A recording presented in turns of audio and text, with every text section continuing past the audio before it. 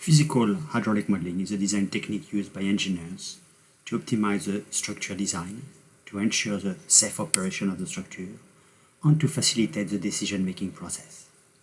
In the physical model, the flow conditions are said to be similar to those in the prototype if the model displays similarity of form, similarity of motion, and similarity of force.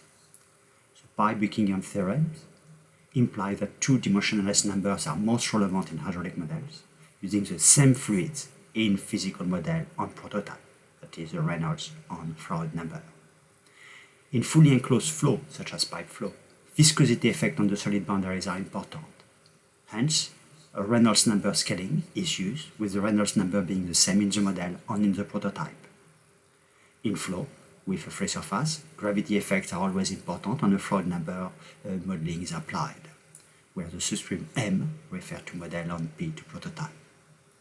Physical modeling of fully enclosed flow is typically performed with a Reynolds similitude, the Reynolds number being kept identical in model and prototype.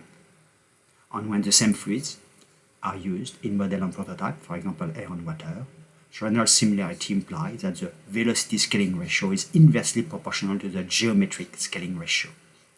So, when the model is smaller than the prototype, the velocity in the model has to be larger than the velocity in the prototype. For an undistorted model, the scaling ratio for a Freud similitude for the discharge, velocity, time, pressure, and force are shown here. Dynamic similarity of fully enclosed flow implies the same resistance coefficient in model and prototype. This can be achieved with the Reynolds number being the same in model and prototype, or with both flow in model and prototype being fully rough turbulent. In the latter case, the resistance becomes independent of the Reynolds number, as for example in the Moody diagram. In the Moody diagram, the right-hand side, where the friction factor becomes independent of the Reynolds number, corresponds to the fully rough turbulent flow.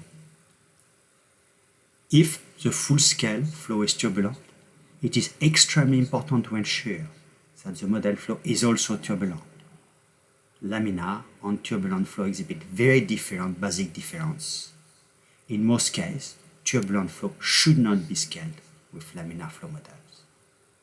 The following photograph illustrates the difference between laminar and turbulent flow, first with red dye injection in a laminar flow, and then red dye injection in a turbulent flow, in both cases the glass pipe being 16 mm in internal diameter. The following movie illustrates further the dye dispersion in the turbulent pipe flow.